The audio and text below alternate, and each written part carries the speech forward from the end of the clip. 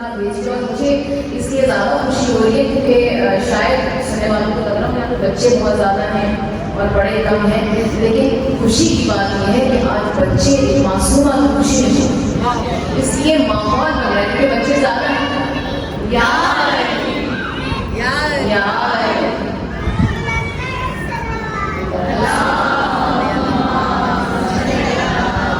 اور یہ معصوم زبانوں سے جاری ہونے والی ناری کی آواز یہ اس معصومہ کا صدقہ ہے بالکل. اور انشاءاللہ ہم کم سے کم کل ہی جائیں گے یہ جاتے جاتے اپنے بچوں کو منتقل کر جائیں گے. تو یہ ہم انہیں سکھانے دیں بلکہ ان کی تربیت ہو رہی ہے.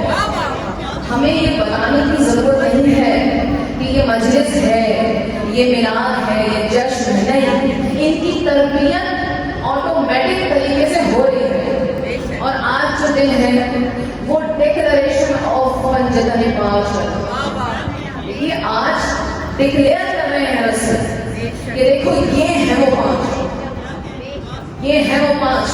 اور ہم انہیں گھر کے اندر بھی چادر کے نیچے بھی ڈکلیئر کریں گے اور زیر زمین ایک سرخ کنات لگا کر بھی سمجھائیں گے کہ پانچ کون ہے. تو اب اس سے تو کم سے کم یہ تو سمجھ آتا ہے گھر کے اندر بھی ہو تب بھی پانچ، گھر سے باہر ہو تب بھی پانچ، مشکل آ جائے تب بھی پانچ، خوشی آ جائے تب بھی پانچ. پانچ کا عدد بھی خدا نے اتنا مبارک بنایا. اور کیونکہ آنٹی کی ہر سال جو اللہ تعالیٰ بانیان کو اور خصوصاً آنٹی کو اور ان کی بہن جو بہت مصب بیمار ہے اور ان کو شفایاب کرے کہ وہ ضرور خصوصاً یعنی کہ تاکید کے ساتھ کہتے ہیں کہ اپنے شہزادی کا ذکر ضرور ہے.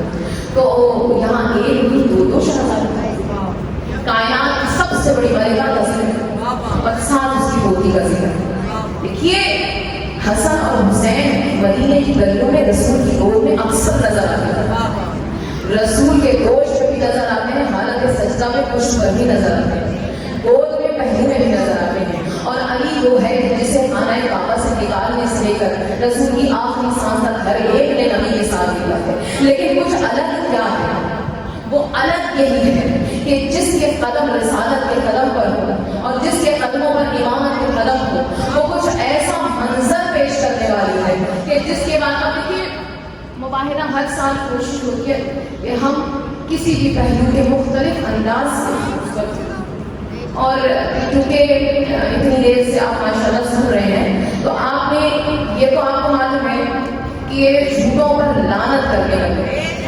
اور واقعہ بچوں کے لیے کہوں بچے بھی ویسے تو خیر ماشاءاللہ ہر سال ازبر ہو ہی رہا ہے کہ اہل نجران کے سامنے جو مقابلہ ہوا اور مقابلہ یہی تھا. مختصر کرتی کیونکہ ماشاءاللہ کافی لوگ سے بیٹھے ہیں بس میں مختصر کرتی ہوں. تو اب یہ فیصلہ ہوا نا کہ بھائی کل فیصلہ کریں اور جب تک اہل نجران کو رسول نے کہا کہ اچھا اگر تم مجھ سے جواب چاہیے تو انتظار کرو.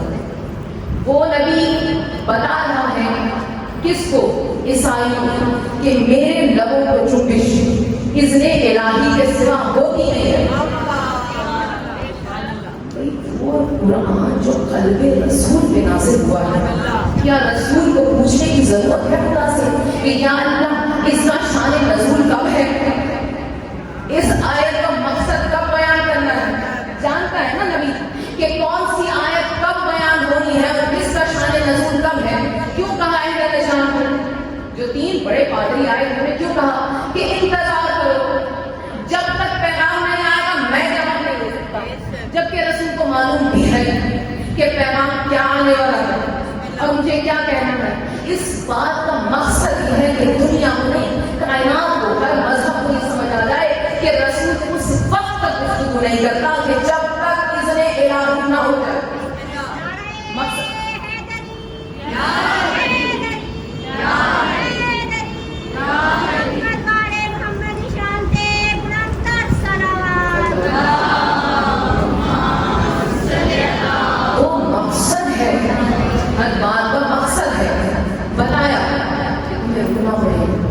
جب تک کہ وحی الہی نازل نہ ہو جائے. بڑا جلدی آپ کو وحی آ گئی، ٹھیک ہے کل آ جانا. کل ہم جھوٹوں پر لعنت کریں. اب یہ بات تو اصل آپ کو ہے نہیں کہ جھوٹوں پر لعنت کرنے کا دن ہے وہ واقعہ, لیکن آپ کبھی اگر چیز سیدھی طرح سمجھ نہ آئے تو اس کو الٹا کر دیکھو تو بڑے اچھے سے سمجھتے ہیں. سیدھی بات تو یہ ہے کہ جھوٹوں پر لعنت کرنے کا دن ہے, مگر اس کی ایک بڑی سی رب میں آپ کو گناہگار زبان سے بتانے لگی کہ جھوٹوں پر لعنت کیا عیسائیوں نے ابتدا کی, کیا رسول نے ابتدا کی؟ نہیں, بات چہروں پر کہا ایسے ہی ہے. لیکن میں آپ کو یہ نقطہ فکر دینے والی ہوں کہ رسول نے لعنت نہیں کی اور عیسائیوں نے بھی لعنت کی, کیوں کہ چہرے دیکھ کر گھبرا گئے. لیکن اس کا مطلب یہ ہے کہ لعنت کبھی ہوگی جب سامنے جھوٹا ہو. اب دیکھیے نا, لوگ جھوٹے ہیں لیکن مقابلے میں سچ ہے, اور بچنا تبھی ہے کہ جب سچوں کو جھوٹا قرار نہ دیا جائے. بات تھوڑی مشکل ہے لیکن سچے کو کریں گے لعنت. جھوٹے کو اپنا کو سچے سمجھیں, مجھے بتائیں. ہر شخص جو جھوٹ بھی بولے گا اور کہتا قسماً یقین کریں بات بس جھوٹی یوں تھی, یعنی جھوٹا بھی اپنی بات کو سچ ثابت کرنا چاہتا ہے. یعنی جھوٹ اتنا بڑا گناہ ہے, امام کا فرمان ہے کہ کائنات کی ہر برائی کمرے میں بند کر دو اور اس کو تالا لگا, اور اس تالے کی چابی کا نام ہے جھوٹ. بتائیں, ہر گناہ میں قتل بھی ہے, دھوکہ بھی ہے, فریب بھی ہے, ریاکاری بھی ہے, زنا بھی ہے, قتل بھی ہے, ہر گناہ ہے نا, ہر گناہ کی ابتدا جھوٹ سے. تو اس کا مطلب یہ ہے کہ جس نے بنیاد کو پکڑ لیا. اب جو جھوٹے ہیں نا ان سچوں کے سامنے, وہ بھی اپنے آپ کو جھوٹا کو نہیں کہہ رہے. تو سوال یہ ہے کہ وہ تو ہے ہی سچے, انہوں نے پلٹ کر کیوں نہ کیا؟ دونوں نے کرنا تھا, دونوں نے مباہلہ کرنا ہے, جب طرفہ مقابلہ. تو پتا چلا کہ اہل عیسائی جو ہیں, اہل یہود و نصارہ, ان کو بھی معلوم ہے کہ ہم جھوٹے تو ہیں مگر جسارت نہیں کہ سچوں پر انگلی اٹھا سکیں. بات میری تمام نہیں ہو رہی ہے, میری بات اس وقت آپ کو میری آرام سے سمجھ آئے گی کہ دیکھیے معاذ اللہ دنیا میں جتنے مہم پہ اہل بیت ہیں اس سے زیادہ دشمنان ہیں, اور دشمنی کس حد تک جاتی ہے وہ بھی آپ کو معلوم ہے. پارا جنان سے لے کے گلگت بلتستان تک آپ کو سب معلوم ہے کہ کہاں جہاں 80 برس تک علی جیسے پر سب و شتم کیا جائے, آپ کو اندازہ کیا جا سکتا ہے نا کہ کس طرح سچوں پر معاذ اللہ لعنت کی گئی. تو یہاں سمجھانے کا مقصد یہ ہے کہ وہ چھوٹے ہو کر بھی اتنا سمجھ رہے تھے کہ ہم پہ انگلی اٹھا سکتے ہیں, ہم ان پر نہیں اٹھا سکتے. اور اس کی دلیل کیا ہے کہ جب شہزادی چن کر ٹکڑے اپنی گود میں رکھی, بی بی اس قوم کے منہ پر وہ تماچا مارا کہ خدا کی قسم محمد کی بیٹی جھوٹ نہیں بولتی. اس کا مطلب یہ ہے کہ اگر محمد کی بیٹی جھوٹ نہیں بولتی تو وہ جو سامنے والے ہیں وہ جھوٹے اور کاذب ہیں. اور اللہ قرآن کی آیت کے ذریعے یقین دلا رہا ہے کہ جھوٹوں پر اگر تم لعنت نہ بھی کرو تو اللہ کی لعنت جھوٹوں پر ہے.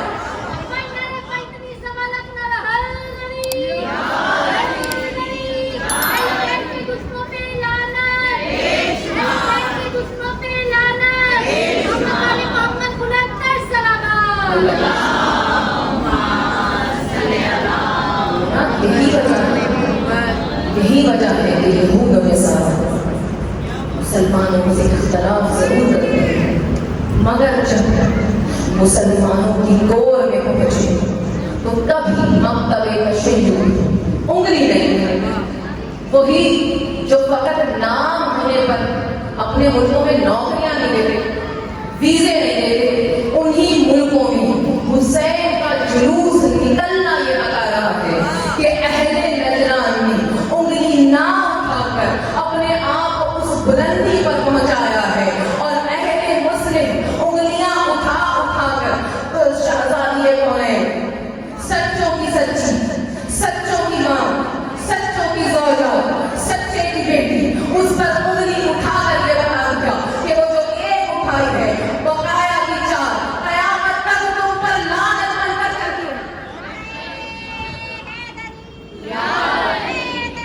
یا علی یا علی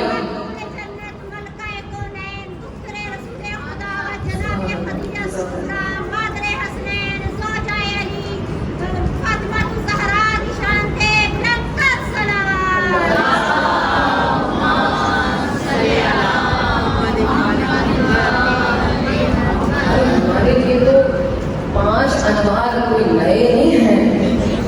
ہمیں تو اس وقت بھی پتا ہے کہ جب آدم کی توبہ میں یہ 5 شامل. ہمیں اس وقت کا پتا ہے کہ جب آدم حوا کو بے قراری کے عالم میں ڈھونڈ رہے ہیں. ہمیں تو تب سے 5 کا پتا ہے.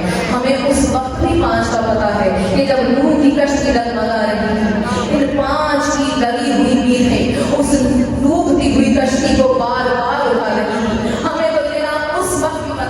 کہ جب یونس پہ گرا کر مچھلی کے پیٹ میں اللہ سے دعا مانگ رہا تھا, ہمیں اس وقت بھی 5 کا پتا ہے کہ جب عیسیٰ کو سولی پر لٹکایا جا رہا تھا, ہمیں اس وقت بھی 5 کا پتا ہے کہ جب موسیٰ حالت زخموں سے چور ہو کر بار بار ان 5 کا نام پکار رہے تھے. ہمارے لیے یہ نام نئے نہیں ہیں. لیکن عجب بات ہے, کسی نے بار ہر امام سے پوچھا کہ مواہب کون کون ہے, اور ہر امام اس بات کا جواب دیا. کسی نے پوچھا اے فرزند رسول, ہم نے سنا ہے کہ ام سلمہ بھی ساتھ گئی. نہیں, ساتھ نہیں گئی تھی, ساتھ جانے سے پہلے گئی تھی. اچھا گئی تھی تو پھر کیوں گئی تھی؟ ہاں, اس لیے کیونکہ حق اور خیر پر تھی. اس لیے اللہ کے حکم سے نبی نے کہا ام سلمہ ام المومنین ہونے کا درجہ تو اب رکھتی ہے, لیکن آج خیر پر ہونے کا درجہ دنیا کو سمجھانا.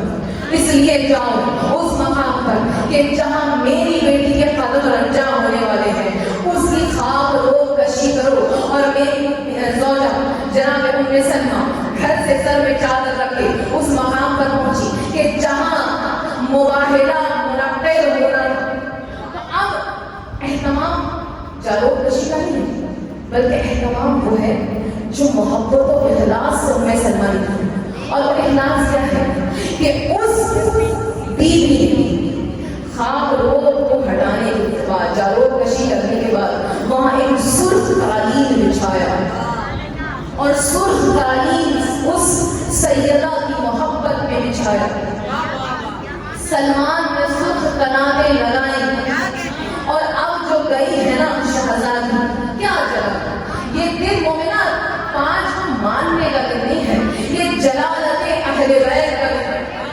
کہ جو کوئی قلم نہ ساتھ لے کر گئے, جو کوئی تلوار ساتھ لے کر نہ گئے, مگر فقط جن کے چہروں کی جلالت میں بتا رہی تھی کہ آج سچے کون ہیں اور سچوں کے ساتھ کون ہیں. دنیا کہیں اصحاب پہ انگلی نہ اٹھا لے, اس لیے ایک کو اصحاب سے چنا, ایک کو ام المومنین سے چنا, تاکہ دنیا کو سمجھ آ جائے کہ جو حق کے ساتھ ہو وہ زوجہ ہو یا صحابی.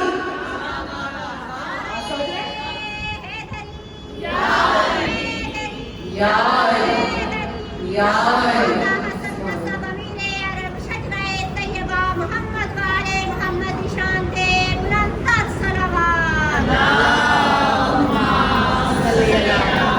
کبھی باریکی میں جاؤ تو پتا چلتا ہے, ایک کو اصحاب سے چنا, ایک کو ازواج سے چنا.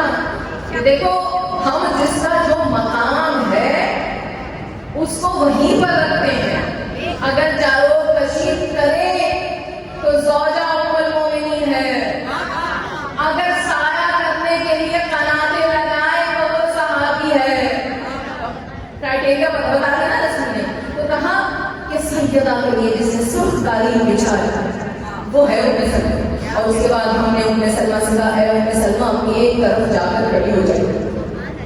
تو آج انگریز یورپ سے لے کے ہمارے ملک میں بھی یہ ہر جگہ یہ رواج ہے کہ بڑی بڑی ہستیاں, بڑی بڑی سیلیبریٹیز جب کسی جگہ سے گزر کر جاتی ہیں تو وہاں ریڈ کارپیٹ بچھایا جاتا ہے کہ جو سیلیبریٹی, جو شخصیت, جو اہم عہدیدار اس پر کھڑا ہے وہ اعلیٰ ترین ہے, اور جو دائیں بائیں والے ہیں, جو مددگار ہیں, انہیں سائڈ پر کر دیا جاتا ہے. یہ کس کی سنت ہے؟ یہ اس اہل نجران نے دیکھا کہ یہ کون سی ایسی صاحب جلال مستور ہے کہ جس کے لیے اب تک ہم نے دیکھا کہ نبی چٹائی پر بیٹھ رہے تھے. اب تک ہم نے مسجد نبوی میں دیکھا کہ رسول چٹائی پر بیٹھتے ہیں, علی چٹائی پر بیٹھتے ہیں, علی خاک پر بھی بیٹھ جاتے ہیں. مگر یہ کون سی مستور ہے کہ جس کے آنے پر کائنات کے بادشاہ نے ایک سرخ قالین بچھوایا. یہ ہے شاہزادی کونین کی فتح.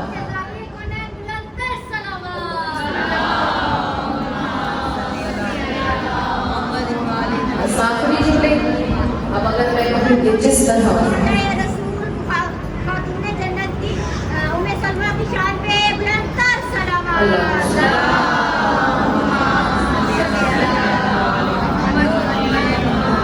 بس میری بات بالکل تقریباً تمام ہو گئی ہے. دیکھیے کس ترتیب سے, اس ترتیب سے رسول لے کے چلے جس ترتیب سے آیا مبارکہ تھی. بلکہ اگر میں سادہ لوگوں کو سمجھانے کی کوشش کروں تو میں کہوں گی کہ نبی اس ترتیب سے لے کے چلے کہ جس طرح اللہ نے انوار منجل کو انگلیوں میں رکھا, اس ترتیب سے رسول اپنے گھر والوں کو لے کے چلے کہ جس طرح نوح کی کشتی پر ترتیب سے میخیں رکھی گئی, ہر ترتیب میں نور محمد نور حسین سے متصل ہے.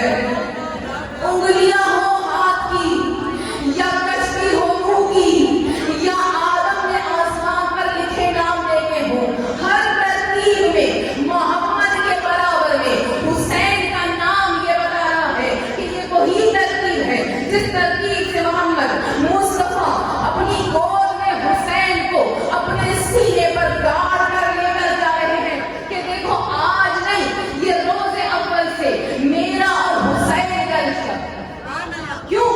کیونکہ قربت حسین رسول کے سینے کو تسکین دے گی. اس کا مطلب یہ ہے کہ جب کسی کو تسکین چاہیے تو اس کا ایک ہی ذریعہ ہے رسول. کبھی آپ نے دیکھا ہے سب سے خوبصورت وہ سینہ کہ جو آپ کی ماں کی ممتا سے بھرا ہوا, گھبرائے ہیں, پریشان ہیں, ماں کے گلے لگ گئے, تسکین آ گئی. پریشان ہوئے بھائی نے بھائی کو گلے سے لگایا, تسکین مل گئی. تو کتنی, اس کا مطلب یہ ہے کہ سینے سے انسان اپنے دکھ دوسرے کو منتقل کر رہا ہے, اپنا سکون حاصل اس شخص سے کر رہا ہے. دیکھیے تو یہ سائنس بھی ثابت کر رہی ہے کہ انسان کے جسم سے وائبس نکلتی ہیں جو دوسرے انسان پر اثر انداز ہوتی ہیں. اس کا مطلب یہ ہے کہ حسین کے بدن سے وہ اثرات نکلتے ہیں جو رسول کے سینے کو سکون دیتے ہیں. اب ایسا ہی کوئی ہو جو رسول کی سنت کو دکھائے تو صحیح کہ سینے سے نکلنے والا سکون کسی دوسرے کو سکون پہنچا سکتا بھی ہے یا نہیں. تو ہم نے دیکھا نماز شب میں حسین اپنے لیے, اپنے دل کے سکون کے لیے, اپنے کلیجے کے اطمینان کے لیے کسی کو مانگ رہے ہیں, پروردگار عالم مجھے وہ عطا کر کہ عین مباہنے کی طرح میں بھی اپنے سینے پر اس سکون کو سجا کر میدان کربلا میں اس لیے مانگا. یا سارت الحسین, لبیک یا حسین, یا سارت الحسین, لبیک یا حسین, سلام سلام سلام یا حسین, لبیک یا حسین, نعرہ حیدری, یا حیدری. تسکین قلب امام حسین علیہ السلام, بی بی رقیہ بنت الحسین, سکینہ بنت الحسین, معصومہ بنت الحسین, بلند تر صلوات. اب کوئی ایسا مانگا ہے جس سے وہ اثرات نکلیں جو حسین کے قلب کو سکون دے, اور اتنا سکون کہ نام ہی سکینہ رکھ دیا, نام فاطمہ ہے, یاد رکھیے. کیونکہ اس کا ثبوت تو امام کا فرمان ہے کہ اگر اللہ مجھے 100 بیٹے دے, علی نام 100 بیٹیاں دے, نام فاطمہ رکھا, نام فاطمہ ہے, اور میرے مولا کی ہر بیٹی کا نام فاطمہ یہ پہچان کے لیے یاد رکھیں فاطمہ کبریٰ، سغریٰ، سکینہ، رقیہ، یہ سب نام کے پہچان ہو سکے، سب فاطمہ ہیں۔ اور جب فاطمہ کی بیٹی ہوں اور زینب جیسی ثانیہ زہرا ثانیہ فاطمہ کی بھتیجی، تو اثرات کتنے ہو جائیں گے۔ تو اب مجھے بتائیے کہ جب ماں کا اثر حسین کے بیٹی میں پایا گیا، کیونکہ یہ میں آپ کو ایک عام مفہوم بات بتا رہی ہوں کہ کبھی کبھی ماں کی محبت خصوصاً مرد کے لیے اپنی بیٹی میں نظر آتی ہے، اور چونکہ نظر آتی ہے تو اس کو اس کی غربت سے وہی سکون ملتا ہے جو کبھی ماں کی غربت سے ملتا ہے۔ اور اب ایک بس آخری آپ کو دعوت فکر انشاءاللہ ایام عزا میں اس پر جہاں جہاں موقع ملا میں ضرور یہ بات دہراؤں گی کہ ثابت کرنا ہے سکینہ کہ فاطمہ 18 برس میں کامل کیسے، ٹھیک ہے نا؟ یہ بات ذہن انسانی میں سمانا مشکل ہے کہ جس کی کل مدت حیات 18 برس ہو اور وہ کامل ہو جائے، ہر رشتے میں کامل ہو جائے، تو کیسے؟ یہ عقل انسانی میں سمانا مشکل ہے نا۔ اور جہاں تک یزید کا دور آئے گا تو اور مشکل ہوگا۔ تو اب ثابت کرنا ہے حسین کو کہ میری ماں 18 برس میں کامل تھی۔ کیسے ثابت کریں گے؟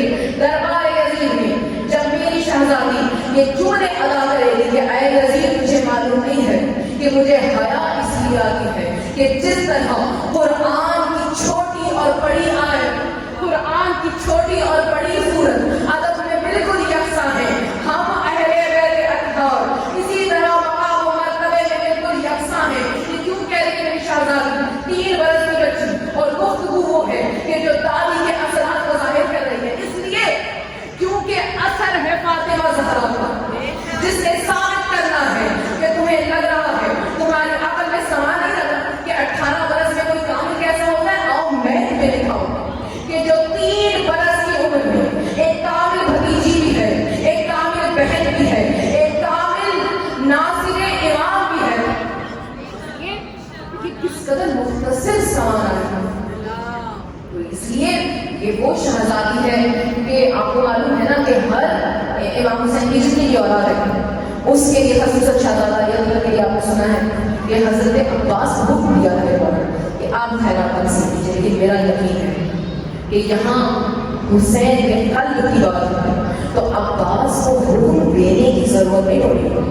آج کے دن میرے مولا عباس خود خیرات بانٹیں، ایک اذن حسین سے بانٹیں گے، ایک اپنی چاہت سے بانٹیں گے۔ تو جس کی چاہت میں حسین بھی خیرات بانٹے، جس کی چاہت میں عباس بھی خیرات بانٹے، جس کی چاہت میں علی اکبر جیسا حسین بھی صدقے اور وارث ہو رہا ہو، وہ حسین کی سب سے لاڈلی اور سب سے چھوٹی، جس کے نقش قدم سرزمین شام پر پڑنے کے بعد فتح کے جھنڈے گاڑے میری بیوی وہیں کی ہو گئی کہ جہاں بھی ہم ہیں وہ ہمارے ہی نام کی تختی رائج ہو۔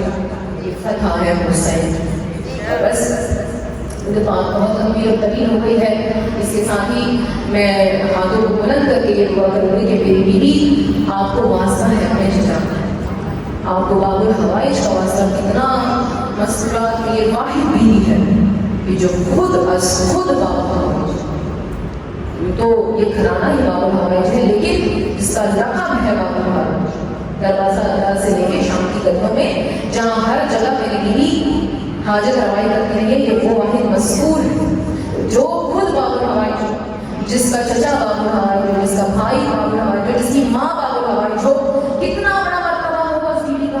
اے میرے مولا امام حسین، آپ کے دل قریب آ گئے اور آپ حالت سفر میں، اور یہ نہیں ہے کہ کربلا میں مصیبتیں اٹھائی ہیں، جو مکے سے نکلا ہے میرا مولا مصیبتوں اور پریشانیوں میں گرفتار ہے۔ میرے مولا آپ کو واسطہ ہے ان نازک قدموں کا کہ جو تیز دھوپ اور گرمی میں سفر کر رہے ہیں، آپ کو واسطہ ہے ان معصوم بچوں کا کہ جو آپ کے ناصر اور مددگار بن کر آپ کے ساتھ چل رہے ہیں۔ میرے مولا ہم کو صدقہ عطا کیجیے جناب سے، آپ ہم کو صدقہ عطا کیجیے اپنے والدہ کا۔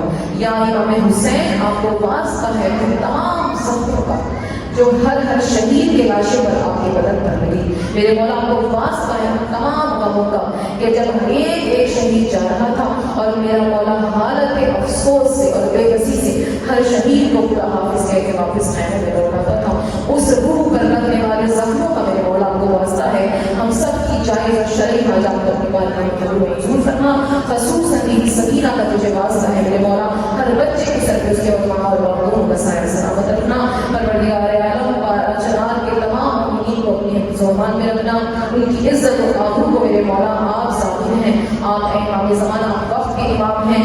آپ کی ضامنی قبول کیجیے میرے مولا. ہم سب کو اپنی ضامنی میں لیجیے. خصوصاً ہمارے جوانوں ہمارے بات کی جوانوں کو جو جلوس کی رونق ہے میرے مولا کل ایام اعظم میں حفظ و امان عطا کیجیے گا.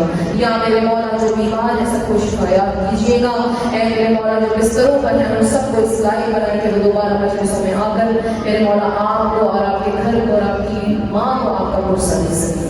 میرے مولا کل کو شفا کاملہ عطا فرما. خصوصاً تحسین آنٹی کی بہن ان کو قریب فالج کا اٹیک ہوا ہے اور ذاکر مولا کی مولا کا ذکر کرنے والی ہے. میرے مولا طاقت عطا کیجیے زبان کہ دوبارہ سے آپ کا ذکر جو جو سکے میرے مولا آپ کا ذکر کرنے والے ہیں کل کو صحت و میرے پڑھنے والی مائیں بہنیں اور جن نے پڑھائی بچوں کے میرے مولا نصیب اچھے کرنا. پروردگار عالم کل کو شفا کاملہ آمین یا رب العالمین. پر محمد صلی اللہ علیہ وسلم.